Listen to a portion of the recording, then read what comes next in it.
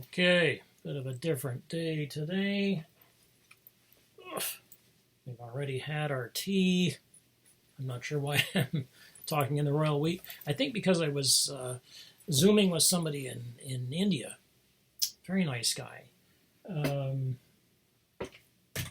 we were talking about popular culture in World War II. Yeah. Anyway, so that's when the tea was had.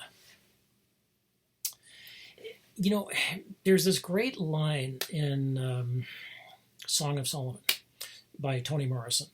If you haven't read Toni Morrison, I'll talk about it. I will talk about Beloved. I've got to go to the storage unit and get some books out that I'm going to need. So I'll pick up a bunch of books just to keep y'all reading. Got to keep y'all reading. Just channeling my inner Steel Magnolia. And so I'll pick up my copy of Beloved, which I cannot recommend highly enough. I came to believe by the late 90s that Beloved probably was arguably the best American novel of the 20th century. And that says a lot for me because up until that point, I probably would have said Catch-22,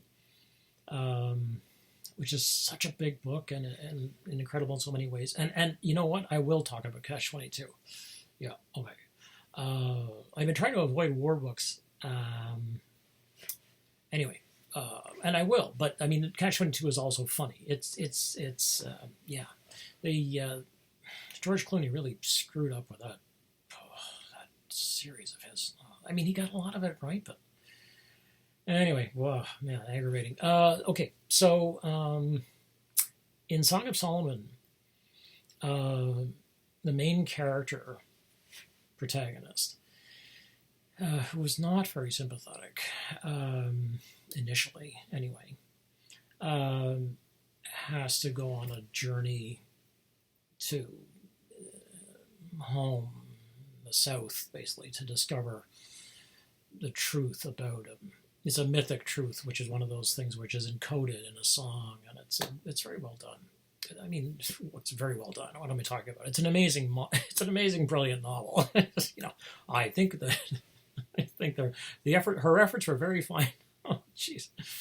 I'm reminded of a Jules Pfeiffer cartoon where there's a priest in a robe and he's got like he's in a cassock and he's got the rope around his waist and he's doing a book review of the Holy Bible, and he finishes by saying, overall, a largely interesting read. I await the author's next book with interest. I was like, yeah. When I was a kid, I was like, that's weird. It's just, I don't get this cartoon at all. That's Jules Pfeiffer for you, though. Yeah, I don't get it. Then when you're an adult, you're like, oh, yeah, I get it. Oh, boy, do I get it. Okay. Anyway. Okay.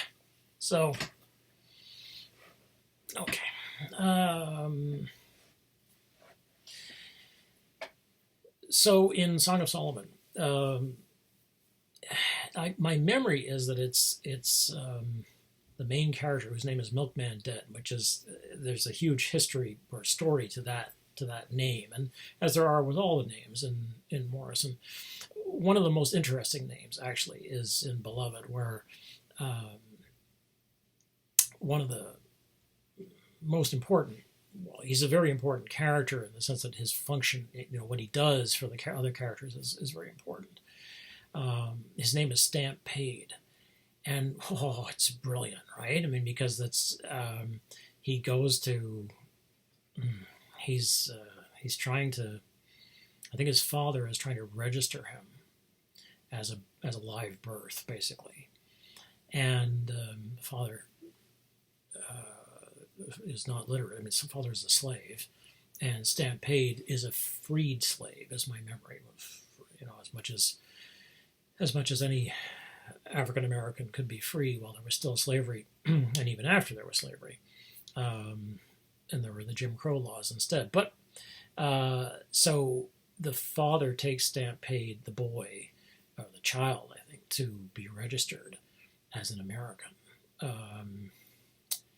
And now I've got to go back and read it again. Or is it? Anyway, and he says something like to the census taker or the registrar or whoever it is,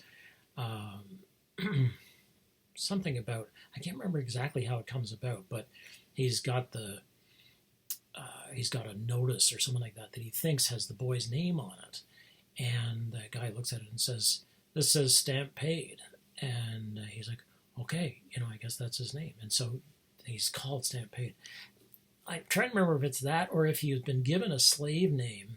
It's one of these sort of awful slave names that they were given, like mostly that was sort of came out of Roman slave names, so Cassius and things like that, which is why Muhammad Ali gives up Cassius Clay, because it's a slave name, basically, and becomes Muhammad Ali, because that's power, right?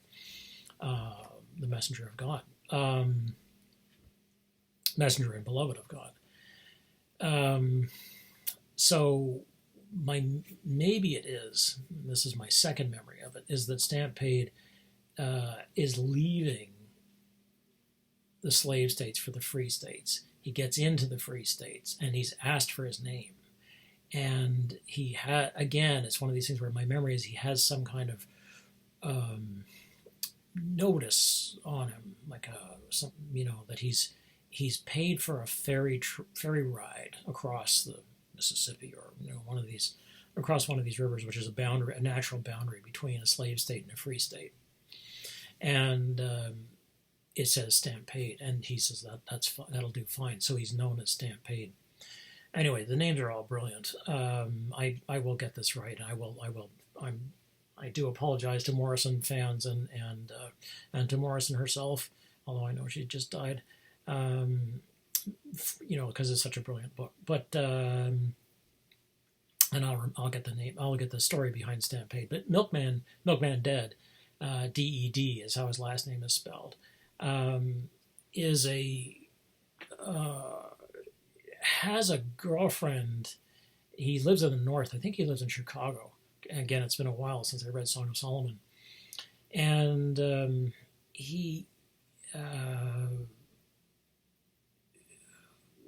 the girlfriend he has, he doesn't really care about anything much. I mean, he's sort of drifting through his life, kind of lost, and he slowly gets interested in this issue about basically what is the Song of Solomon, and he begins to try to resolve this mystery, which will be the mystery of his identity. A typical sort of mystery story. But she talks about his girlfriend. And he thinks about her, and Morrison says the girlfriend's name, I can't remember, let's say her name is, I don't know, Lena. And she says Lena was the third beer. The first beer is the beer, you get in, you're hot, you get into the bar, you're hot, and you crack open this first beer, you hand to the first beer, and it's cold, and you drink it, and it's just amazing, and it quenches your thirst, and you're like, this is so good, and you're refreshed. And I'm not a beer drinker, so I don't feel this way. and then you have the second beer, and you're like, and you're so thirsty and you're so dry, and with the first one that you're just so ready for this. So you're ready for the second one. You enjoy the second beer, and you drink it a bit more slowly. Then you get to the third beer, and you're like, okay, now I'm fine. First of all, you've cooled off. The alcohol has started to work, so you're relaxed, or you're more relaxed. And, things are generally okay. So the third beer is like, yeah, that's fine. That's okay. Well, tea for me is like that. That first cup of tea of the day, it's like, oh, wow, it's such an amazing thing. It's warm, it's hot, and it's warming up your hands. And the taste of it's so good. And, and your body starts to go, oh, look, there's some tea. What? We should wake up. And it goes around, your stomach goes around, talking to itself, going, "Hey, wake up! The tea's coming. It's here comes the tea. It's coming down the pipe." Anyway, so there's nothing quite like that first cup of tea of the day. and you're like, "Arr, you can't drink it. I can't drink it fast enough." Like, "Arr, drink, drink, drink." And then on like the second cup, and then by the third cup, I'm like, "Yeah, I just want to drink tea all day." Anyway, today I thought I would do some comics, but I'm going to do that tomorrow. I think it depends on sort of how tomorrow goes, but we'll see. So I thought I would do a flat out comedy, because yesterday I was talking about some pretty, sort of heavy stuff. And what is going on over there? What the heck? Oh yeah, I'm trying to download. What? Oh, it's finished? Oh, good. Excellent. Ooh, let's keep it running. Yeah, okay. We have to keep on with our precious business, precious, yes, precious. Okay. Yeah. Yeah. You do it. You can do it. Oh, that's irritating. Oh yeah, no, that's gonna work. Okay. Oh, yeah. Okay. Next, the next thing that I have to do. Fine. Anyway, so today is a straight out comedy. No hidden plagues. Chicken Run, Chicken Run. And this says the year's funniest movie. Well, actually, it's not just the year's funniest movie. It's one of the funniest movies I've ever seen. It's so charming. It's Nick Park and Peter Lord, the guys who did Wallace and Gromit. I don't know if you've seen Wallace and Gromit. Gromit is the dog. He sort of became the star. Wallace is the sort of clueless inventor, and they go on cheese vacations. Gromit, and Gromit the dog is sort of this long suffering, and Wallace is such an idiot. And Gromit is always ahead of him, and Gromit is the smart one. Wallace is the sort of typical sort of inventor, quintessential sort of British cottage owner. Owns this little tiny British cottage. Anyway, so they did that, and they also did Creature Comforts, which I will talk about on its own because it's such there are 2 seasons of 2 different kinds of Creature Comforts, which I will talk about, and they're amazing too. But Chicken Run, this is the special edition. My memory is that when you put this DVD in the computer, this is what they used to. Look at that! Look at all that great information. You don't have to download it or anything. It's actually downloaded. My God, they downloaded it. They printed it. But yeah, that's right. There's a panic button. So here you see, this is like one of those special things you can do. So you put the DVD in, and then you can hit the panic button. The chickens all run around in a panic. Oh, that's great. Now I have to say I'm not a fan of chickens. I have been on the occasional. We were at some place one summer we stayed where there was sort of like small, like everybody had chickens, a few chickens basically, or most people had a few chickens, and that's how you got eggs. And chickens are, not the most attractive creatures. I mean, I'm very grateful that we have chickens, and because I want their eggs, and that's primarily it. I want them to do well. I want them to be able to run around and forage into the grasses freely and not be kept up in little cages. I don't absolutely want that for them at all. But other than that, they're a little crazy. So they're not my favorite. They're not my favorite beings. But so this is about chickens who live on Mr. and Mrs. Tweedy's farm, and Mr. and Mrs. Tweedy are quintessential sort of Nick Park and Nick Park and Peter Lord bad guys. The woman is sort of a stern kind of. They both look like they came out of that Grant Wood American Gothic painting, which you will know. I mean, you say, "Oh, I don't know that painting, Tim." It's like, yes, you know it.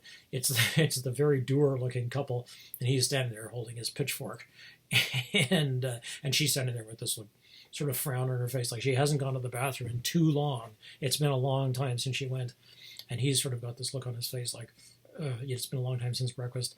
And behind them is sort of this it's very static. It's all very static, and it's called American Gothic. Grant Wood was a really interesting guy, actually. He's an interesting painter, quite the character. Yeah, and he sort of tended to paint these kind of what would be now, we would look back and say they were Disney-esque sort of landscapes, but that was a very famous painting, and it's been done and done and done. And if you look up Grant Wood American Gothic, and then you hit images, you'll see like all the different. You could put in spoof of American Gothic, and you'll see there's a million of them. They're all hilarious. Like there's one, the Muppets did one with Miss Piggy and Kermit. It's great. Anyway, so this couple in Chicken Run, Mr. and Mrs. Tweedy, look like the couple from American Gothic. And they make chicken pot pies. And they keep a battery of hens in little coops. And you can imagine how good that is for the chickens. So your point of view is with the chickens, basically. And they are smart. And they're actually all gals, of course, because they're chickens, right? And so they all have plans to escape. And they're, one of them is an inventor. She's a Scottish chicken, and she has these big glasses and is charming. Here she is. She's got her scarf, and she's just this charming. She's got this this updo, and this is our hero here, the one with the little cloth, the crocheted cap, and her scarf has little, it has leopard. It's like a leopard paw prints on it, and so they're variously sort of, they're each one of them is a real character. I mean, they are each of them is a separate individual character. They're very, very charming. They're very funny, and at the beginning, so they know. Somebody gets dragged off, they're like, oh, and they're going to be, chopped up and put into a pie.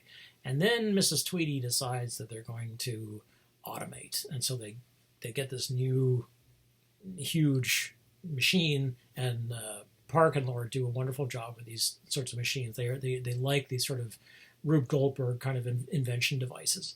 Rube Goldberg, look him up. You got to know what a Rube Goldberg device is. If you want to be one up on the competition, when you go out for a job, somebody's going to say to you, "Do you know what a Rube Goldberg device is?" You're like, "Yes, I do." And the reason, and the coolest one, I think, and then you'll be able to explain, like, the coolest one is the one that makes the grass grow and so on. But you have to look them up. Okay, Rube, R-U-B-E, Goldberg, just like that sounds, G-O-L-D-B-E-R-G, Goldberg. Check them out. As historic, the first, weirdly, not the first cartoonist in America, but so famous, and these Rube Goldberg devices are so famous that the Reuben is actually the sort of Academy Award that's given out for cartoonists every year, and it's was designed by Rube Goldberg in his honor, and then they give it out every year to the best cartoonist of the year, and it's charming. It's a lamp. With this pile of little Rube Goldberg people all stacked up on it. And it's this beautiful thing. It is amazing to see some of these awards in person. After a couple of decades of reading science fiction, I went to visit a friend of mine, and his wife. It was the first time I'd been to their place, and his wife, she knew what a fan wanted. She said, "Do you want to see the Hugos?" I'm like, yeah.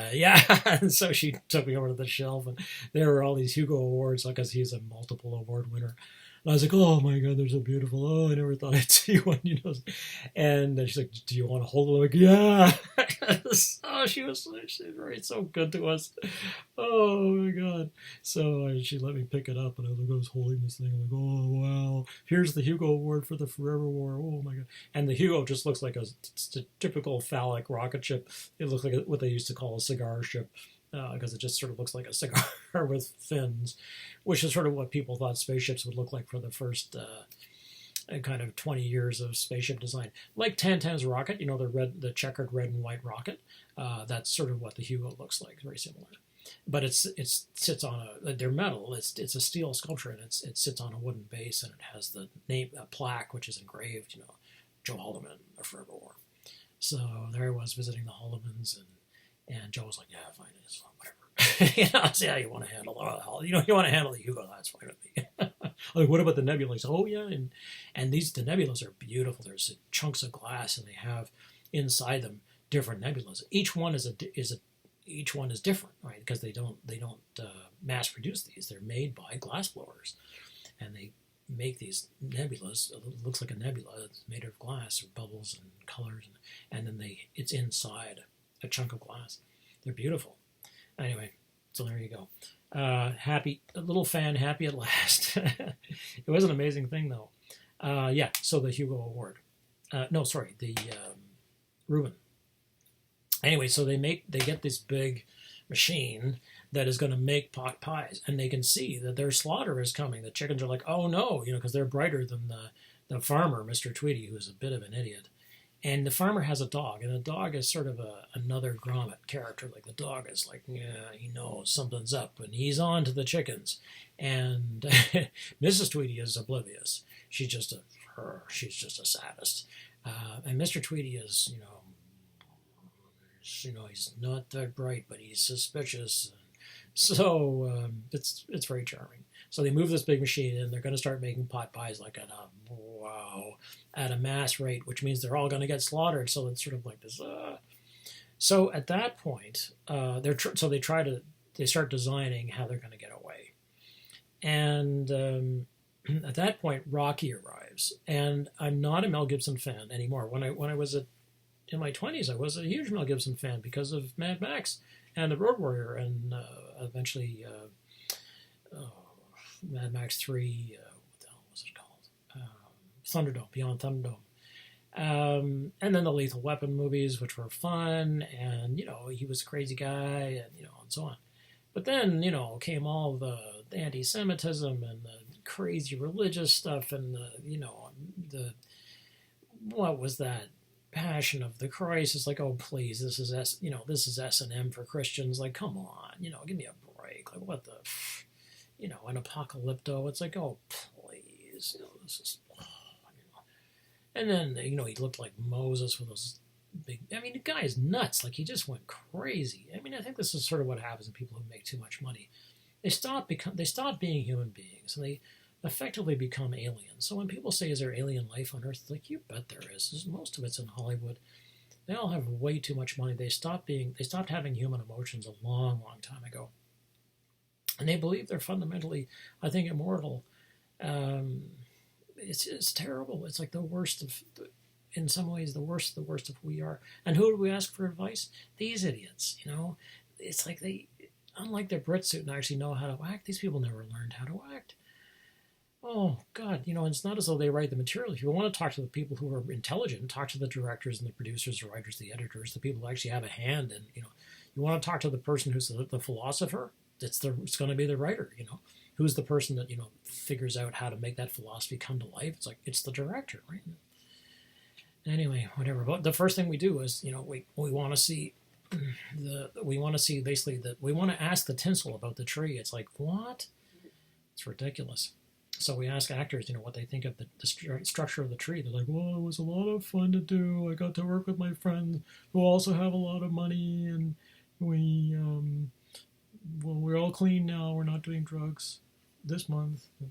Jeez. Oh, my God. The last thing I want to do is hear some idiot actor's viewpoint on the philosophy of the movie, which is usually just a restatement of, whatever they've been briefed by their Twitter team that morning. God damn. Let's get the writer out here. Of course, the writer looks like a sack of potatoes, with like a nose, which is made of a potato. Male, female, doesn't matter. And you say to them, what were you thinking of when you wrote that scene in The Driver, or in, I don't know, whatever it might be, in 12 Years a Slave? And they're like, well, it's interesting, I had this, and then this, I thought this, and then you're like, wow, that was really good. I was instructive, very, very helpful. Thank you very much for your comments. But actually, no, we don't talk to the writers. because we don't care. We just want to talk to the people who are beautiful. Oh, it's like, what do you think about being beautiful? I think it's the best. You know, I wouldn't want to do anything else except be beautiful. Good Lord and butter. Anyway, so anyway, Mel Gibson plays Rocky. Okay, this turned out to be this bit of a rant. This rant brought to you by the letters Q and R. Okay, so this is Rocky here, and he actually kind of looks like a doofus too, right? I mean, they actually did a really good job, and I have to say, Mel Gibson really sells this role because he's naturally, I think, an idiot. So Mel Gibson plays Rocky, and he comes in, and he's got one of those little wooden tricycles. I don't know if people actually ride these anymore. They were a thing when I was a kid. Like what wasn't? You know, everything was a king when I was a kid. You know, but they're sort of they kind of look like they have a nose and then they widen. So you put your bum on this part and you put your legs on this side. And there was a front wheel and two little back wheels. So it was a tricycle basically. The wheels were about this big. They were metal. They had a tough, unbalancing, like a rigid rubber tire on them, and the front wheel had a little one pedal on it, right? Pedal on both sides, one crank. When there was a crank that ran through it, so you put your hands on the front part, and you put your feet on the crank, and that was it. So it looked like Big Wheel, except it wasn't. I mean, the Big Wheel came a long way after. These are little wooden tricycles. They must have been very cheap to make, I guess, and they weren't all metal. That's the point. It was wood with some metal parts. Anyway, he's riding one of those, and he's singing "Wanderer." I'm a wanderer, a good wandering around. This is charming. And he comes in, and he gets picked up. He can't remember what happens, but he somehow gets picked up. Like maybe he's getting chased by the dog, and he runs up the windmill, and the windmill swings him around and flings him into the coop, basically into the hen yard. And Ginger, I think it is. I'm trying to remember her name. Yeah, Ginger. Ginger is convinced that he's flown, and if he can fly, she's convinced that she can teach the others to fly. So he says, "Well, I can fly, but and of course he can't. But he doesn't want to be thrown out, and he doesn't want to be thrown to the dog. So he lies, and so they're all true believers, and they expect him to teach them how to fly, and he of course doesn't have a clue about this, and he's sort of thinking of an idiot, and he's lazy. They're all hard workers, He's this lazy bum. So he starts to try to teach them how to fly, and they start off by jumping off the roof of the hen coops, and he basically. So it's sort of like it's kind of like Toy Story, the first Toy Story, where there's sort of this the Woody is trying to explain and figures Buzz understands the world, and Buzz doesn't get it at all, and so there's a really fresh quality to it. That's one of the nice things about these movies. Nick Park and Peter Lorre are, as far as I'm concerned, they're bloody geniuses. They recently made The Missing Link, which I thoroughly enjoyed. People said, "Oh, this doesn't work. It's not funny." And blah. And I was like, "Oh, okay, geez, I guess I won't see it." And then I watched the trailer and I thought, "This looks like a really good-natured movie. Like I'm going to get it. Like enough of this. Life is full of poison." It's like, could we have some good-natured stuff? Jeez, it can't all be Ozark. And, Ozark is good, but jeez, what an awful way of looking at the world. Anyway, so I got The Missing Link, and I was like, it was charming, it was great, it was funny, it was beautifully made, it was, I was like, this is a great little movie. Anyway, whatever. And I say that as somebody who likes the, Paranorman, yeah, I like Paranorman, but also the vampire movies where they're, the California surfer falls in love with the the girl who's the vampire daughter of the Dracula. Also very charming. Yeah, maybe it's just Dracula. And he says, "And I don't go blah blah blah." It's a very charming movie. Movies. Now there are 3 of them. Anyway, so Mel Gibson is this lazy, and it's kind of a World War II sort of Great Escape. Like that's what it is, a spoof of, is the Great Escape. You know, where all these guys got stuck in this prison camp in Germany, and they all try to get out until finally they begin to like work on really escaping, and they really did. And then, like, I think ultimately 3 of them actually managed to get away. Like 50 get out of the gates, and the different, they arranged that. But then only 3 of them actually finally managed to get out of Germany during the war. Anyway, that's what the movie is based on. I mean, any British school kid will recognize Chicken Run because it's basically the Great Escape, except with chickens. So they are taken in by Rocky, the Mel Gibson character, for quite a while until they're like, wait a second, you're lying to us. You didn't fly. And if you didn't fly, then how are they going to get out? And so then it becomes quite desperate indeed. And then they have to rely on the friend, the Scottish, who's just I really like her. She's a great character. Screaming Chicken Panic Button. All the extras. Anyway, so then they begin to, they got to get out. It's just an entirely enjoyable, hilarious, one charming thing after another. And there's the major, because they don't have, there's no rooster in the yard, and so Rocky's the first rooster that they've met, and apart from the major, and the major actually is a World War II veteran, and is it World War II or actually is it World War I? I think it's World War II veteran, and so he has flying experience because he was a major, and he was major blah blah blah of the 602 Poultry Division, and so you're like, okay, well, and so eventually they say to him, okay, well, Major, they're all very they're very respectful of the Major because he's older and he's experienced, he's a war veteran and so on. So at some point, finally, when they go to him and say, okay, well, you know how to fly, right? Okay, we have to ask you, how do you fly? And he's like, the Royal Air Force doesn't put Her Majesty's Air Force doesn't put chickens behind the yoke of, ironically, which I think is what it's called, right? The steering column of an expensive aircraft. Chickens don't know how to fly. It's just this is a wonderful moment where, it's like we were mascots, we were regimental mascots. It's perfect. So of course they have to figure out how to escape, and of course they do. So it's all is well and happy in the end, and Rocky has to learn the value of telling the truth and not being a bum. He does actually get out. I mean, he knows. I can't remember why he's able to get out, but he does get out.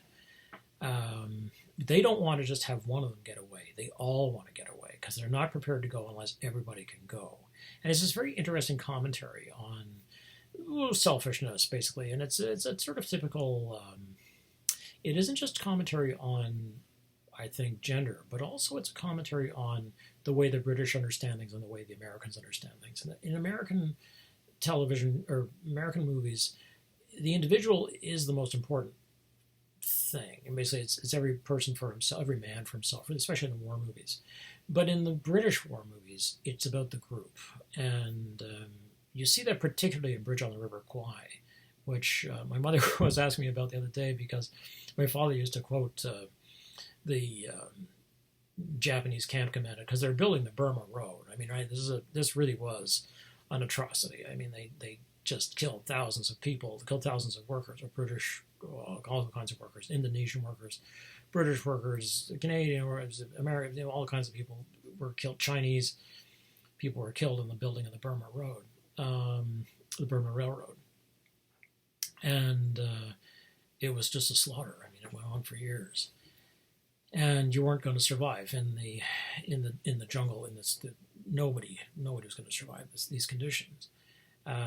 Anyway, Bridge on the River Kwai was sort of this famous, and it is very much this examination again of the difference between the one American who is for himself and is selfish and so on. And the British camp commander, what the heck is that?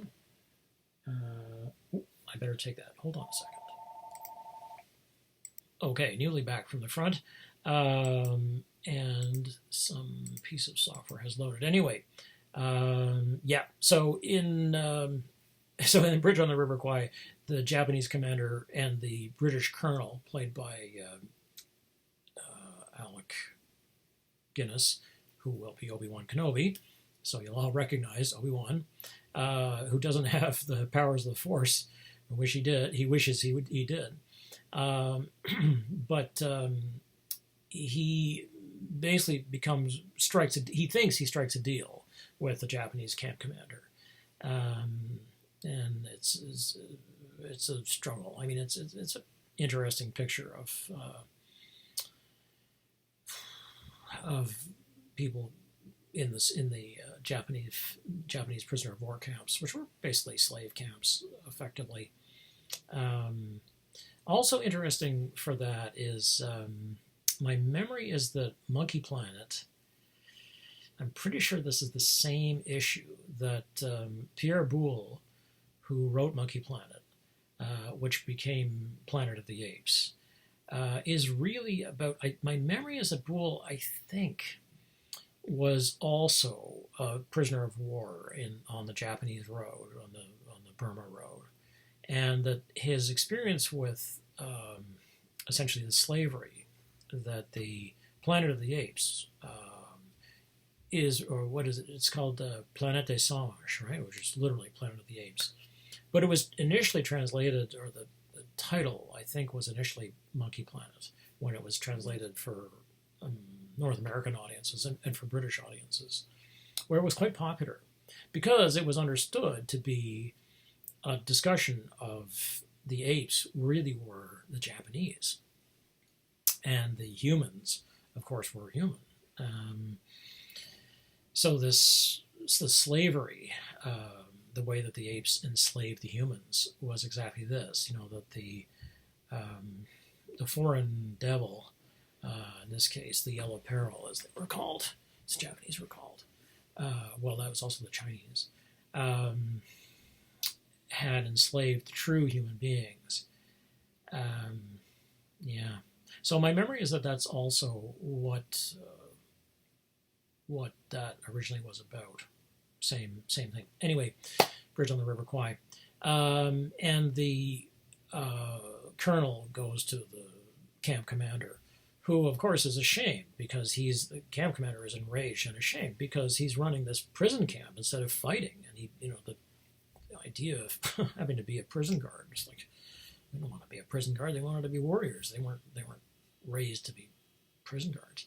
So there's this terrible shame for them about, there's just overall, there's a great deal of noise here this morning, and I just want to complain. It just stopped. See, now there's the power of complaint for you. You just start complaining and things get fixed right away. Anyway, so he goes to the camp commander. If I could get through this story, it'd be a freaking miracle. And he says to the camp commander, "Okay, well, we will go back. Yeah, I will go back and tell the men," as he sort of has these negotiations with them. And finally, the Japanese commander says to him, "Be happy in your work." And my father was fond of saying this to us. He would always be going back to work because he was a workaholic. And I would say, "Okay, I have to go and do Bhavani." And he would say, "Be happy in your work." And I'm like, oh, it's like, it's such a dad thing. He always said it. Anyway, so somehow I got into this.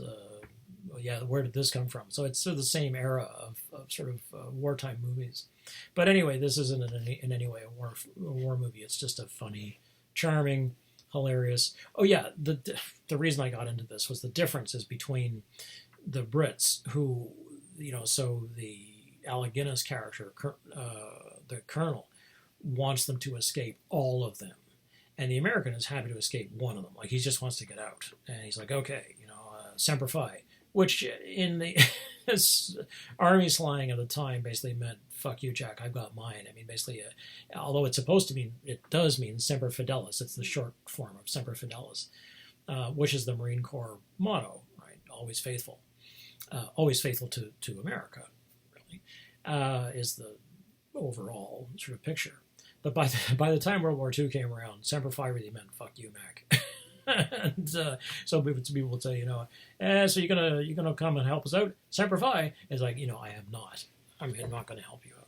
Anyway, so my memory is that William Holden plays the American in Bridge on the River Kwai, and he just is out for himself, so he gets out, but then he comes back, and sort of this is the moral of the story there is like, who is the more moral figure, because the Brits are concerned that the Yanks. You Yanks are all about yourselves, where we are basically about togetherness. Now the same thing happens here, where Rocky does get out when he realizes that he can't fly, he can't teach, and they all want to escape together. He's like, oh no, that's not going to happen. So then he escapes and runs away. But he's learned by being exposed to these better people, these better chickens. He's learned. Okay, that's it. My God, I've just tried to get through this, and I spent the whole time answering phones and doing this and that. Oh, jeez. I almost don't have time to escape from the chicken ranch. I know, chicken ranch is something else entirely. I know, I'm aware. Don't worry. Do they even use that anymore? Chicken ranch? I have to look that up, too.